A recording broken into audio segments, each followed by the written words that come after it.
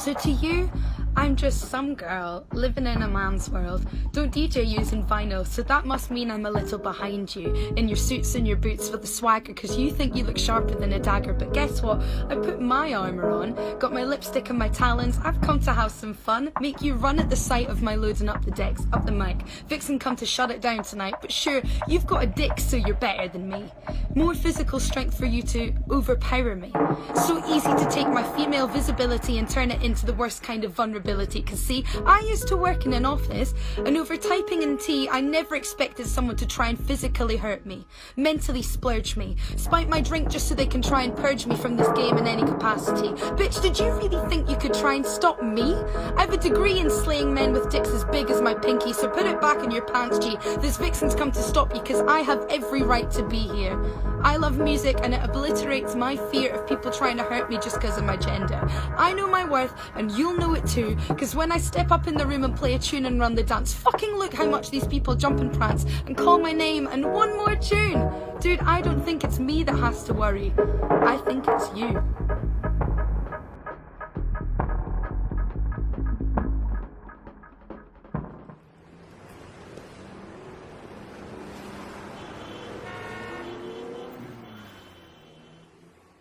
'85 was the first time, no, 86 I think, 1986 was the first time I actually saw sound systems in the park. Come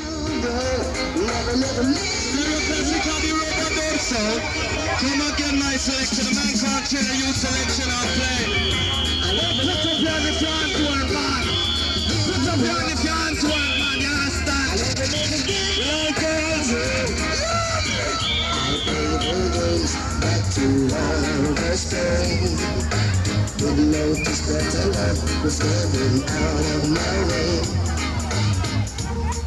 My ambition at school, was sound engineering. That's what I wanted to do.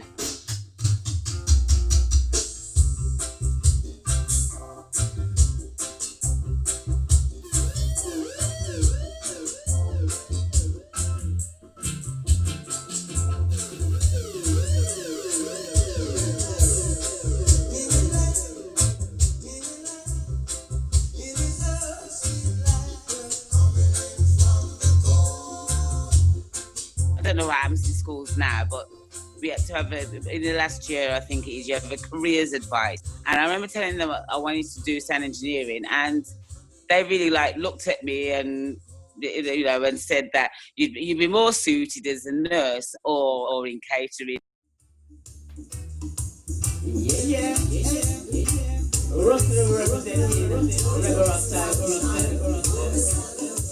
And I have to wonder as well if it was a colour thing as well.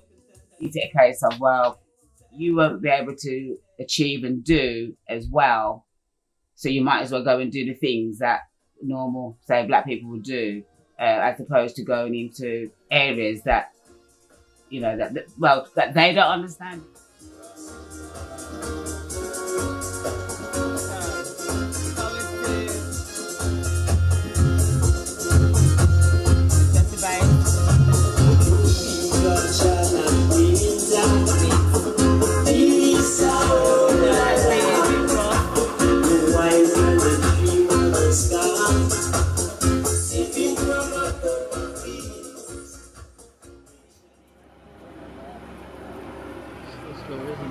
All right, 1 and 2. We wanna come again with the tune there, see? Yes. They did it all. Okay. Yeah. Seduction Sound City. Sitting here looking pretty. All right, sorry. In my early days, my godfather and quite a few family friends were sound people. You're exposed to what was small parties, then the functions, the weddings. Every Sunday, at the very least, music was just being pumped out. My family as well, entertainers and singers, so it's just in my blood, it's in me.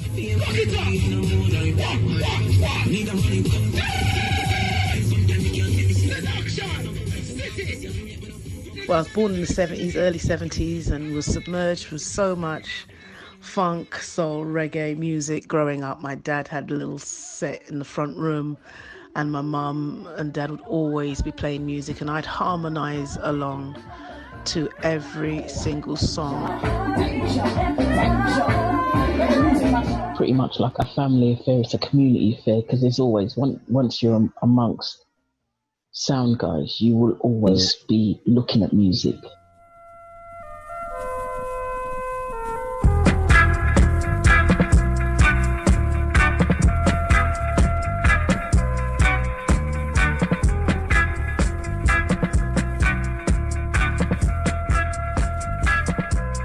Particularly the village that I lived in, it was like 800 people and 10,000 sheep. There's nothing to do. There's nothing to do. See, already from a young age, people's lives were just starting to go not in the right direction. And two of my friends decided to set up a radio station, and they asked me to be a presenter. As soon as I went on the radio, I was like, right, I can do this forever. I want this to be my career. That's why I went to Glasgow to study journalism. Now all and pull up. And around that time, Mungo's had also started Walk and Skank, which is their club night. My friend invited me out one night to go for a few drinks, and then we'd heard that that was on, so we went there.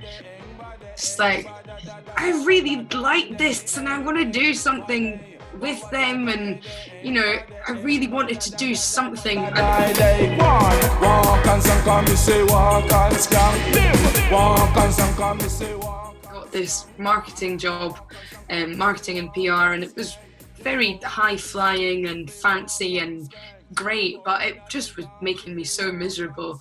And one day I was like, fuck it, and I quit. And the next day I messaged Mungo's and was like, look, I'm good at these things, which are radio and marketing. Can I do anything for you? Respect to all of those locked into the sound and vision of Walk and Skank Radio. This is Mungo's Hi-Fi. I am Vixen Sound, and on tonight's menu.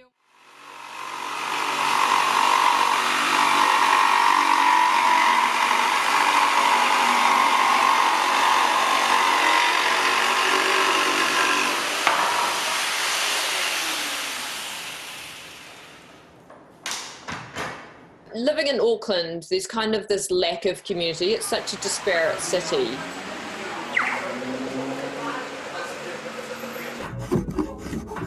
I'd been on a residency in Indonesia, and I just throw in a woman-only dance party there.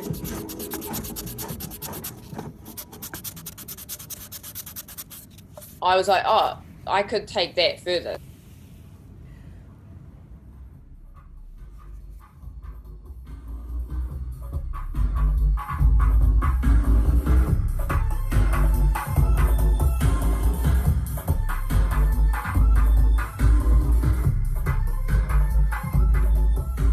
Now I'm looking at it just going, I just really wanted to be able to create parties where all my friends are there, you know?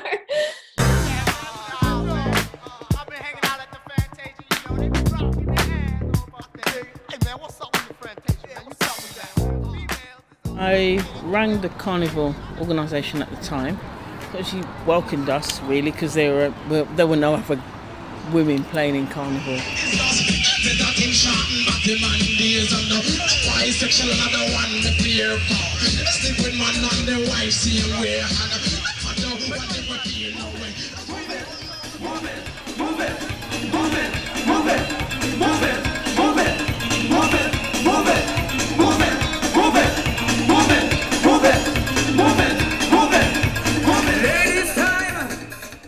I've been, you know, within the sound system world for many years, and some of the guys still say, so who will be playing the music?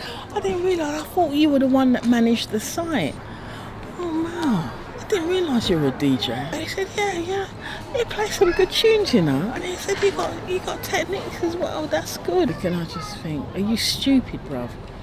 Are you really that stupid that you think? Please. So it just continues, and I just stand there looking at them like, really? Because if you're that stupid,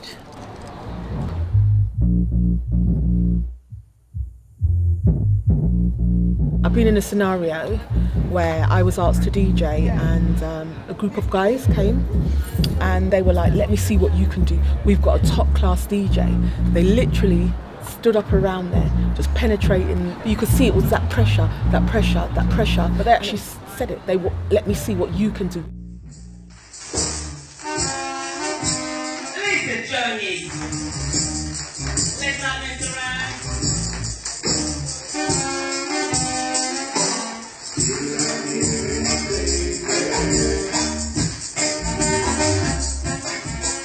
There was a time in particular I played somewhere and a gentleman came up to me and said, oh, you must have got them from your brother, your big brother. And I said, I haven't got a big brother.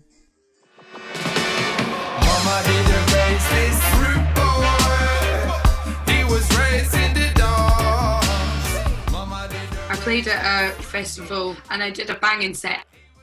In the green room afterwards, all the other artists are milling about, get chatting to this guy. Yeah, and he's like, yeah, I did a support slot for Mungos last year, and know one of them, this and that. And he goes, yeah, I asked the Mungos guys if you're involved in that because you're, with one of them. And I was like, interesting, and who did you ask? And he said, Doug. And I said, right, so did Doug tell you that he's married with 2 children, as are the rest of the Mungos guys, and that I am completely not involved in that way at all? And he was like, yeah, I actually did. And I was like, right, so why are you bringing it up to me then? Yeah, to go from that level of adrenaline rush when you've just been performing to that level of shit conversation, it really does something to your emotions. In 1994, we played in Lionel Muse, which is just there. And we played out of a transit van. It was just hilarious, and we just had one stack. And no one was on the street. It was just, yeah, that was the first time that we played here. And this guy was going past and he just looked at us, because remember, everywhere else is really full and, really people are about the place, buoyant and all of that. And he just came, he looked at us, kissed his teeth and walked off. It was just, when you just kind of feel, I'd love to meet that guy, because now I've never seen so many bloody people, do you know what I mean? And everyone's coming in and jumping and they really don't want it to end. Hey, watch on up. Hey, I'm a walking W. Learn from the else. Turn them in a medal in a trophy and bells. Every day you see we with them on the next film. I'd love to see that guy and say, well, this is where it is now. This is where it is. Jump! Come on! Jump! Hold on! Listen, I'm double your age and I'm jumping higher than you, blood! You want to jump higher than me! Probably some men will probably get a bit scared because it's gone outside of the norm. I don't think women have got there is not a norm, because everything for us is abnormal anyway. As a DJ, I know that the boys book the boys. I'm not just naturally incorporated in their little bubble. So yeah, maybe already I'm a sort of a rebel in that space anyway. I was born to be a rebel. I've got friends who run a couple of big sounds. There's the Lion Rockers. After I helped drag the sound system around. And honestly, their speakers are so heavy. Hurt my wrist once. And I was like, that's it. I'm not carrying your shit anymore. I remember getting a little job at, it was a nightclub called Hummingbird. And I started to do the lights and the sound up in the box. I loved the engineering side of it as well, but also I liked the setting up of the PA systems. You've got to push all these heavy boxes with the speakers and all this equipment into the venue. And I remember one of them saying to me, you're not going to be able to do that. Going away with the sound systems, then it was like, right, okay, well, prove yourself, you know, with the box lifting, because I went to DJing first rather than starting at the very bottom and then working up and then selecting. It was like, right, show us what you've got. And so, yeah, it was just very lucky that I had good upper body strength. Even just the drivers that everyone talks about, honestly, around the world on the forums, these PD 1825s or something, they weigh 30 kilos. I was just like, you know what, I'm going to build a really light stack.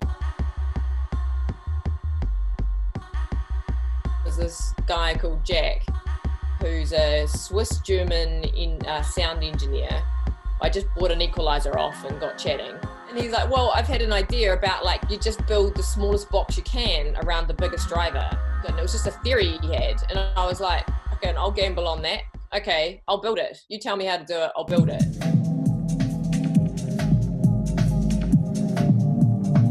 It's just the subs, right? They're heavy. I can lift all of the other boxes myself. And it came out gangster.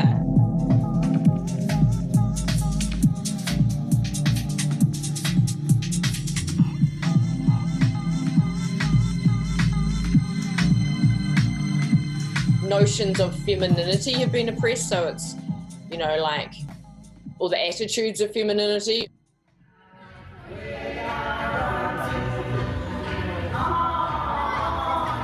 I find that sometimes women can put a bit of emotion into what they're playing, like it can come from the heart in that sense of, rather than it sounds good, we're going to play this, because sometimes the worst thing is, like, sometimes you go to rave and you know this tune comes on and I could tell you what the next 3 tunes that are going to come on. Sometimes, not all guys, but some of the guys are quite rigid, they're stuck in that kind of like predictable kind of DJing as well, whereas a woman might think, you know what, this is how I'm feeling, I'm going to be putting on this track, or that's going to go. So I think sometimes in some cases we can be a bit not frightened to push it out a bit.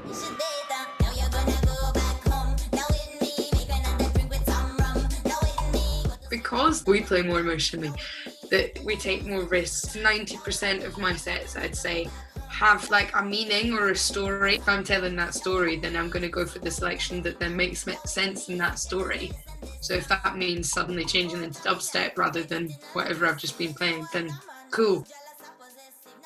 Sound system wasn't just about roots music, and I think that essence of it is kind of being forgotten a little bit, because at the time, back like 20, 30 years ago, probably even longer, it was just an amplification of sound.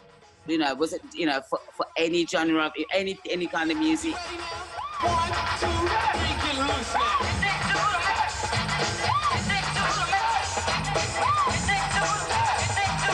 So I think that guys do miss out because they don't want to play particular tracks. So, for example, there's the Love Lost tunes. You know, it's over, I can't take it anymore. You know, that kind of, there are particular tunes, you know, the actual questions that females may ask in tunes. I say be true to yourself. Yeah? Do not compromise yourself for anybody. It's not worth it. If they don't like what you have to give someone else with, or you do it yourself.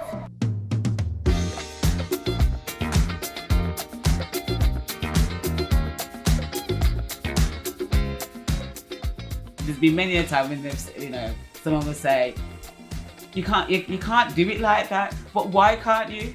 You know, because it wasn't built to do that, or you're not supposed to do it that way. And I think, well, I can't see the problem. I was the only reggae DJ that I personally know that's a girl that plays predominantly from a USB. This beautiful sight right here is my laptop loading up my USB with some absolutely fucking filthy dubs. And the reason for that, I think, is because it is such a male-dominated industry, and because there is all this talk about vinyl is better, that if women are doing it, it's an achievement in the first place. To do it then on a USB would be like, no. You need to prove that you're just as good as the guys by having the vinyl and having just as much vinyl. Back in the day, you know, a new tune would come out and then they'd have to play it on vinyl, but that's because that was the only format they had. And I can remember going out for many a booking, and I've gone out with 6 CDs that I've created, you know, that for that weekend. You know, and then they'll be looking at me, well, you can't use that on a sound system. Can you handle it? Can you handle it? 'Cause you ain't had nothing like it. Can you handle it? Can you handle it? 'Cause you ain't had nothing like it. Sound system is freedom to express myself. The sound system now, I'm understanding it even more. So it's mostly about love. It's mostly about sending out a positive vibe. And as I said, it's about also community and just feeling that you're one. I believe music is the healing force of the nation. As Bob Marley said, when music hits you, you feel no pain. You've had a bit of a shit day, and then you go out to a sound system event, and you've just arrived, and you're not really in the mood yet, and you're still all caught up in your brain. That exact moment where the bass hits and you get that sensation in your body, like there it is, and you feel all of the nonsense that's been floating around in your head just go poof. That's exactly what I want to create. I guess that's the cool thing with music, is that if you create something, it can just change everything. I don't know, like lives, like how you feel about yourself. And then you've got like a woman in charge of the sound, obviously the DJ or whatever, or you just know it's a woman-run thing. As a woman, just even those pieces of information are just like kind of opening, like it's sort of just like this feeling of like, oh wow, like it means something. At the end of the day, if you want sound system culture and the building of rigs and boxes and all of this to continue, then you have to accept that it is going to change and develop as generations go down. Yeah, man.